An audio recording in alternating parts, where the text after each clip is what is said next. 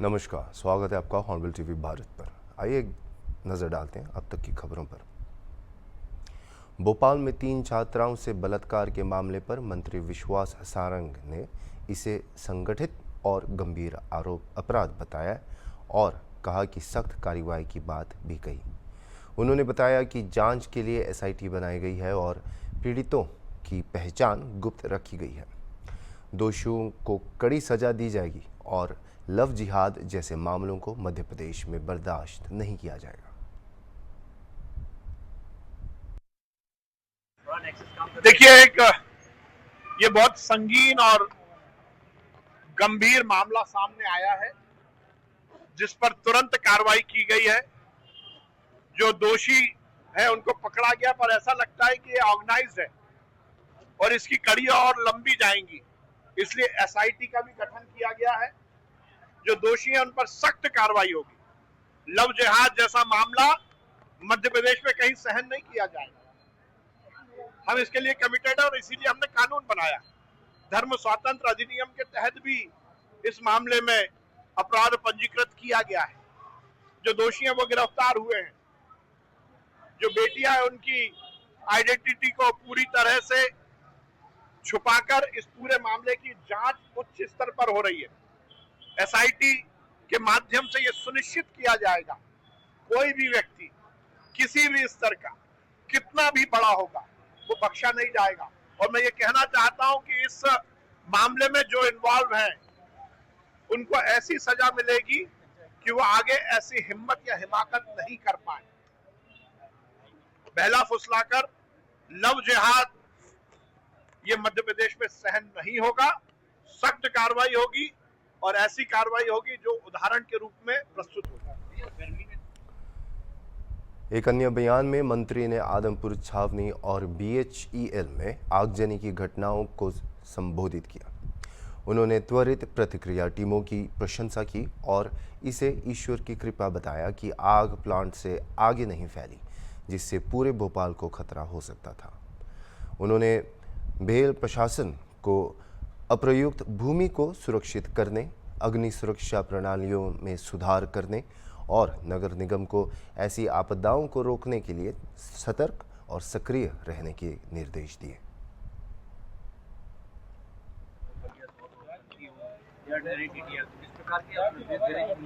देखिए, मैं कल बीएचईएल में जो आग लगी थी मैं स्वयं स्थल पर पहुंचा था और मैंने एक बीएचईएल के प्रशासन को भी कहा था कि यदि वो जमीन जो अनुपयोगी है वो उपयोग में नहीं ले रहा है उसकी वो सुव्यवस्था करें, उसके वहां पर पूरी तरह से सुरक्षा के इंतजाम किए जाएं।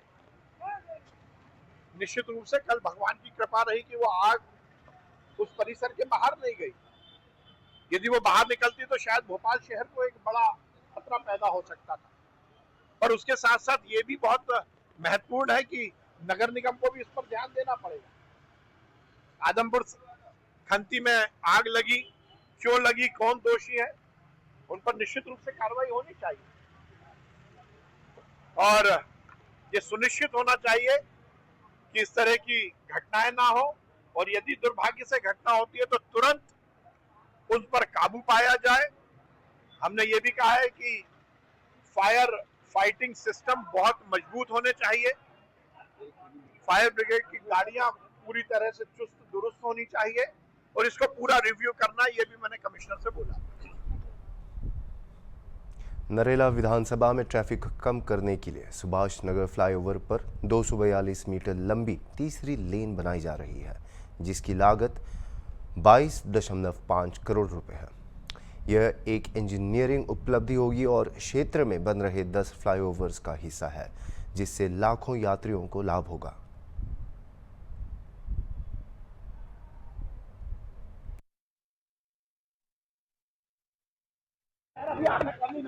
नरेला विधानसभा में यातायात की सुगमता के लिए हमने फ्लाईओवर की एक सीरीज बनाई है। लगभग 10 फ्लाईओवर हम बना रहे हैं। सुभाष नगर का ये फ्लाईओवर हमने लगभग 2-2.5 साल पहले बनवाया था। लाखों नागरिकों को इसका बहुत लाभ मिला है, परंतु एमपी नगर मैदा मिल से आने वाले यात्री जिनको कि बीएचईएल की तरफ जाना है, हमें ऐसा लगा कि उनके लिए भी एक इसमें एक्सटेंशन होना चाहिए। और सिविल इंजीनियरिंग का एक नायाब हमने यहाँ पर उदाहरण प्रस्तुत करने के लिए एक डिजाइन बनाई है, जो कि इस फ्लाईओवर का थर्ड लेग होगा। बहुत ही सुंदर डिजाइन है, जो कि हमारे एग्जिस्टिंग फ्लाईओवर के बाद कर्व लेते हुए उसको ओवरलैप करते हुए निकलेगी।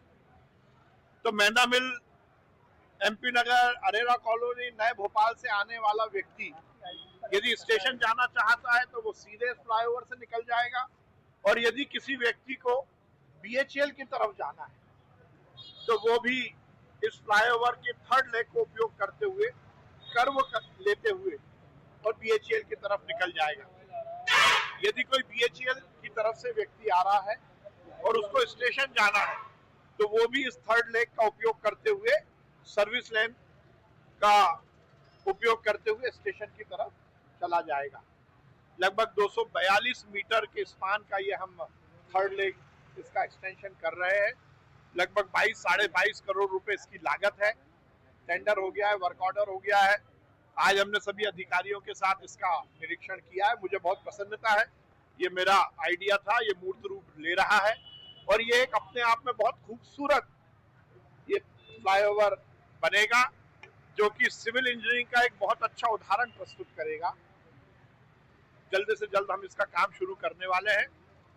इसके बाद भोपाल के यातायात को, खासकर स्टेशन में जाने वाले लोगों को, बीएचईएल या नए भोपाल, अरेरा कॉलोनी और एमपी नगर जाने वाले रहवासियों को इसका बड़ा लाभ मिलेगा। लखनऊ आरटीओ कार्यालय में ड्राइविंग लाइसेंस पाने के लिए टेस्ट प्रक्रिया लगातार जारी है। चाहे आम नागरिक हो, विशिष्ट व्यक्ति या दिव्यांग, सभी को कार्यालय परिसर में बने टेस्ट ट्रैक पर 2 या 4 पहिया वाहन चलाकर टेस्ट पास करना अनिवार्य है। जो लोग टेस्ट पास नहीं कर पाते उनकी अपनी अपनी वजहें होती हैं। और इसी दौरान हॉर्नबिल टीवी से बातचीत में एक बैंककर्मी विनायक सदानंद यादव ने अपने टेस्ट अनुभव को साझा किया।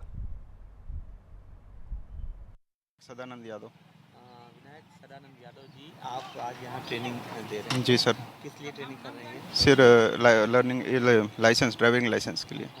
आप दिव्यांग हैं, क्या हाँ। गाड़ी चला सकते हैं? जी बिल्कुल चला सकता हूँ। क्या दिव्यांग एक अभिशाप है वाकई में? नहीं सर, दिव्यांग एक जैसे अनेक अंग आती हैं, उसी को दिव्यांग नाम दिया गया है। मैं समझता हूँ कि दिव्यांग सब कुछ कर सकता है, बस उनको हौसले की ज़रूरत होती है। हमने सुना है कि आप लोगों को जो है मोटिवेट भी करते हैं। किस तरह से मोटिवेट करते हैं अपने जैसे लोगों के लिए? जैसे हम लोगों को कहीं भी जाना हो, वहाँ पे सुविधा दिया जाता है, मतलब व्हील चेयर वाली सुविधा, ये सब सुविधा हर जगह सुविधा दी गई है। नहीं, आप अपने जैसे लोगों को कैसे मोटिवेट करते हैं? हमें जानकारी मिली है कि आप अपने लोग जैसे लोगों को मोटिवेट करते हैं कि वो हाँ। निराश ना हो, हाँ, वो भी आम इंसान की तरह रहें। जैसे कैसे मोटिवेट करते हैं? मेरा एक मतलब चैनल भी है यूट्यूब पे, होप फॉर दिव्यांगजन नाम से है। उस पे मैं दिव्यांग लोगों को जानकारी देता हूँ कि कैसे सर्टिफिकेट बनाएं, कैसे मतलब हर जगह हम लोग को अलग अलग सर्टिफिकेट होता है, और दिव्यांग सर्टिफिकेट और कंसेशन सर्टिफिकेट, ये सब कैसे बनवाया जाए, इसकी जानकारी मैं अपने यूट्यूब के चैनल के माध्यम से देता हूँ। कहाँ वर्किंग है आपकी? मैं यहाँ आर्यव्रत बैंक में हूँ, क्या है? किस पोस्ट पे? पीओ हूँ। लाइसेंस बनने की पूरी प्रक्रिया जानने के लिए हॉर्नबिल टीवी ने लखनऊ आरटीओ कार्यालय के आरआई प्रशांत कुमार से खास बातचीत की है। आइए देखते हैं। लखनऊ आरटीओ का माहौल बिल्कुल बदला हुआ है। जिस तरह से लोगों में एक शंका रहती थी कि आरटीओ में जाएंगे काम नहीं होंगे और किसी ना किसी की मदद लेनी पड़ेगी, हालांकि वो शंका बेकार थी, ऐसा कुछ भी नहीं है। अभी आपने देखा किस तरह से यहाँ पे ट्रेनिंग हो रही है और बाकायदा ट्रेनिंग होने के बावजूद भी अगर कोई कैंडिडेट है, ट्रेनिंग में अगर वो फिट पाया जाता है, अगर वो ट्रेनिंग में यानी गाड़ी अगर वो सही चला पाता है, तभी उसको जो है फिटनेस का प्रमाण पत्र दिया जाता है, यानी तभी उसका लाइसेंस बना। अगर वो जरा सा भी कहीं उसको गलती करता है, यानी यहाँ पे जो रैंप बने हुए हैं, अभी आपने देखा किस तरह से रैंप से गुजर के जाना पड़ता है, वो ट्रेनिंग का एक पार्ट है। अगर उसमें कहीं मिस कर गए तो आपका लाइसेंस नहीं बनेगा। हमारे साथ मौजूद है आरआई प्रशांत कुमार जी, हम उनसे बात करेंगे। सर, अभी मैं देख रहा था कि लोग जो रैंप बने हुए उसमें जो है गाड़ियाँ चला रहे थे, हैं, ट्रेनिंग का एक पार्ट है। आमतौर पे ये नज़ारा बहुत कम देखने को मिलता है। लोग कहते थे यहाँ लेकर बहुत तमाम हम लोग टेस्ट लेते हैं। अभी आपने देखा होगा मोटरसाइकिल का भी हमने टेस्ट लिया इधर इस ट्रैक पर, कार का उधर लिया, अभी एक दिव्यांगजन आए हुए थे उनका भी टेस्ट लिया। तो टेस्ट पे ही लाइसेंस हम लोग जारी करते हैं हमेशा। नहीं, वो हमेशा रहा है, लेकिन अभी जिस तरह से दिव्यांगजन, अभी मैंने एक देखा, एक उनसे बात कर रहा था, दिव्यांग थे, वो भी कर रहे थे, लेकिन बहुत ये कहा जाता है कि नहीं जाएंगे हो जाएगा, लेकिन सबको अनिवार्य है, चाहे दिव्यांग हो या अन्य। बिल्कुल अनिवार्य है, टेस्ट तो अनिवार्य है। जब जैसे किसी कोई एग्ज़ाम देते हैं उसमें टेस्ट होता है, तो टेस्ट तो होगा ही इसमें भी। अच्छा, लोग जिस तरह से कहते थे कि नहीं बिना टेस्ट के हो जाते, वो फर्जी र्यूमर था। अच्छा, अभी आपके सामने देखिए जितने आए सबको ने टेस्ट दिया, टेस्ट देते ही सब। इसके बाद क्या प्रक्रिया है? जैसे ये अभी यहाँ पे टेस्ट हुआ, उसके बाद कैसे है? उसके बाद जैसे हमारा सबसे पहले स्कूटनी होगी, बायोमेट्रिक होगी, फिर हमारा ड्राइविंग टेस्ट होगा। उसके बाद जो फेल पास हमें फीड करना होगा, जैसे पास हो गया है तो हम यहाँ से अप्रूव कर देंगे लाइसेंस। वो मुख्यालय से प्रिंट होकर विदिन 7 वर्किंग डेज उनके घर पहुँच जाएगा। अच्छा, जो 2 व्हीलर या 4 व्हीलर जो होता है, दोनों के लिए भी ये ट्रेनिंग अनिवार्य कंपलसरी है? दोनों लोग। अच्छा, देखिए 2 व्हीलर का ट्रैक अलग बना हुआ है, 4 व्हीलर का इससे अलग बना हुआ है। क्या आप प्रशांत कुमार जी हैं, जिन्होंने बताया कि किस तरह से यहाँ ट्रेनिंग होती है और किस तरह से जो लाइसेंस जारी होते हैं उसकी क्या प्रक्रिया होती है। लेकिन एक बात ये फैक्ट है, जो भी अगर लाइसेंस, अगर वो चाहे, वो सोच रहा होगा बिना ट्रेनिंग के लाइसेंस मिल जाए, ऐसा कहीं भी संभव नहीं है। लाइसेंस के लिए ट्रेनिंग अनिवार्य है, अगर ट्रेनिंग में वो फिट पाया जाता है तभी उसका लाइसेंस जारी होता है। वीडियो जर्नलिस्ट विजय। लखनऊ में एक बार फिर सियासी पोस्टर वॉर ने जोर पकड़ लिया है। शुक्रवार को भारतीय जनता पार्टी के कार्यालय के बाहर समाजवादी पार्टी के राष्ट्रीय अध्यक्ष अखिलेश यादव का एक पोस्टर लगाया गया, जिसमें उन पर दोहरे मापदंड अपनाने का आरोप लगाया गया है। यह पोस्टर भाजपा युवा मोर्चा के महामंत्री अमित त्रिपाठी द्वारा लगवाया गया। पहलगाम की घटना के बाद जिस तरीके से देश भर में विरोध प्रदर्शन किया जा रहा है, लेकिन उत्तर प्रदेश की राजनीति में जिस तरीके से पोस्टर वार रुकने का नाम नहीं ले रहा है, 2027 से पहले जिस तरीके से भाजपा कार्यालय के सामने महामंत्री ने जिस तरीके से अखिलेश यादव के खिलाफ जो पोस्टर लगाया है, अमित त्रिपाठी हैं भाजपा युवा मोर्चा के, उन्होंने साफ तौर पर सपा के जो मुखिया हैं अखिलेश यादव, उनको तंज कसते हुए ये पोस्टर लगाया। उसमें लिखा है, शर्म करो अखिलेश यादव, खूंखार अपराधी मुख्तार अंसारी की मौत पर दिखाए संवेदना, आतंकी हमले का शिकार हुए हिंदू शुभम त्रिवेदी के घर जाने क्यों खत्म हो गई भावना। फर्क साफ है, शायद आतंकियों से रिश्ता खास है, हिंदू से इतनी नफरत क्यों है, पूछता है हिंदू समाज। तो ये जो पोस्टर में जो लाइनें लिखी हैं वो साफ तौर पर कहीं ना कहीं अखिलेश यादव के लिए एक बड़ी मुसीबत है, क्योंकि जिस तरीके से पोस्टर में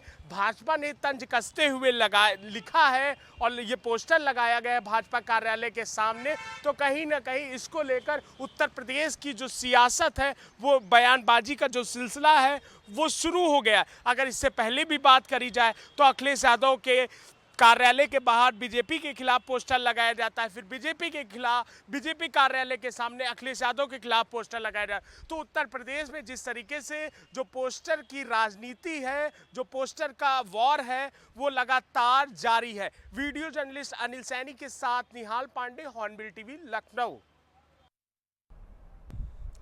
मानव जीवन अमूल्य है और जो भी इसे खतरे में डालेगा उसके खिलाफ सख्त कार्रवाई की जाएगी।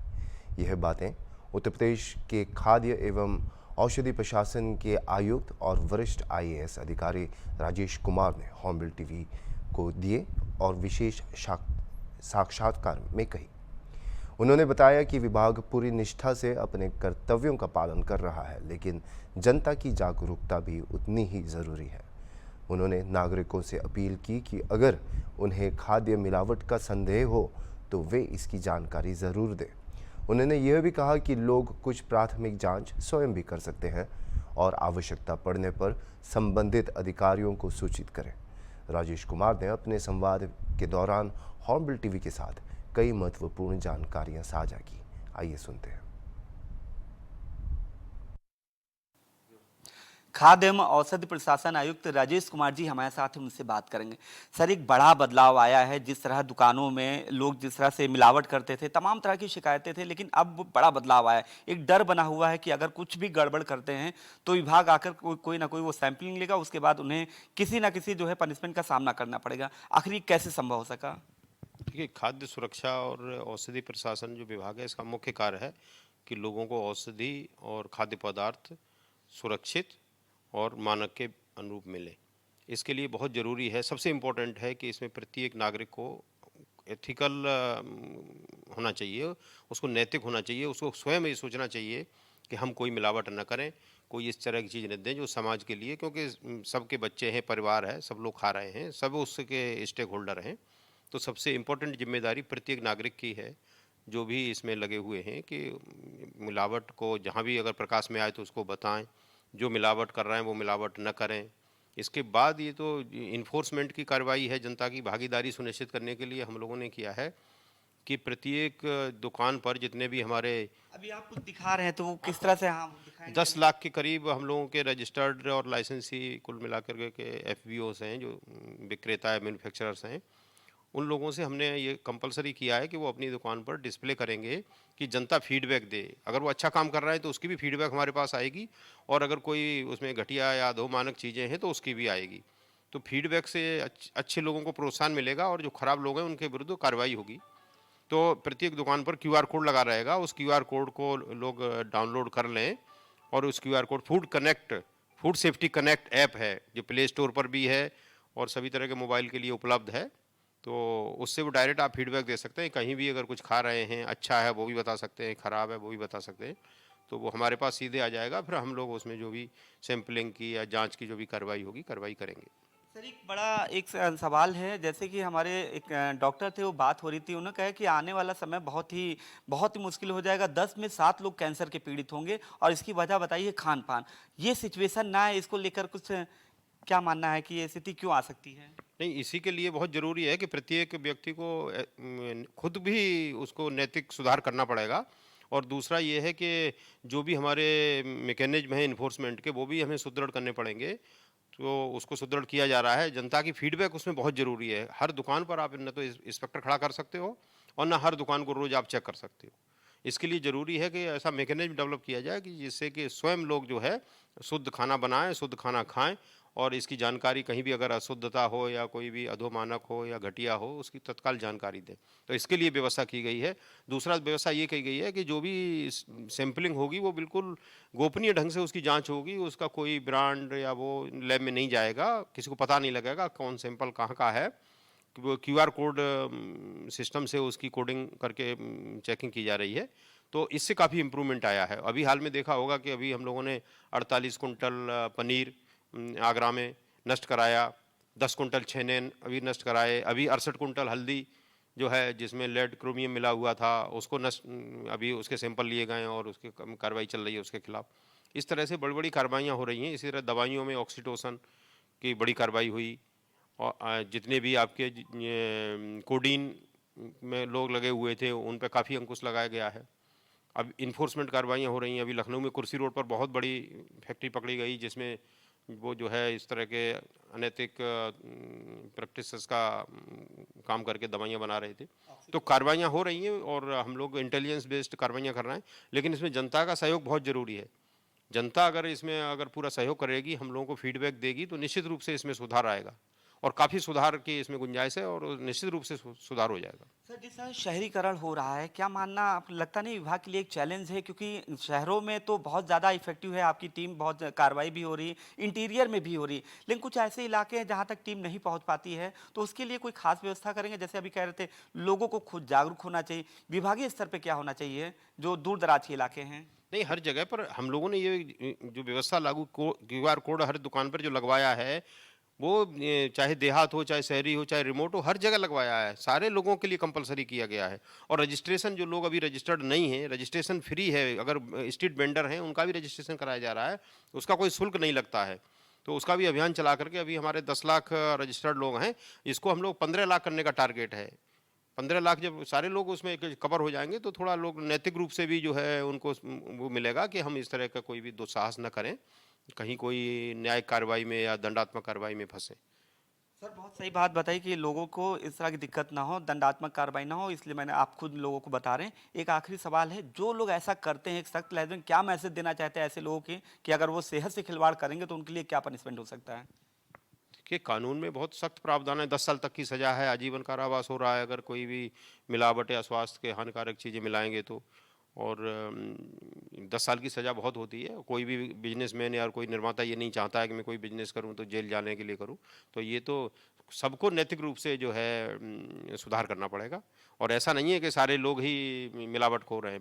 हम 50% से 80% तक लोग जो है अच्छा काम करना चाहते हैं, अच्छा खाना देना चाहते हैं, अच्छी खाद्य पदार्थ, अच्छी दवाइयाँ देना चाहते हैं। 2-4% लोग हैं, तो हमें उम्मीद है कि इसमें निश्चित रूप से सुधार आएगा।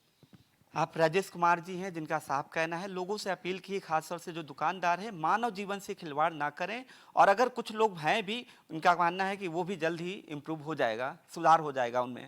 वीडियो जर्नलिस्ट विजय के साथ अनूप चौधरी, हॉर्नबिल टीवी, लखनऊ। पहलगाम में हुए भीषण आतंकवादी हमले के बाद पूरे देश में आक्रोश की लहर जारी है।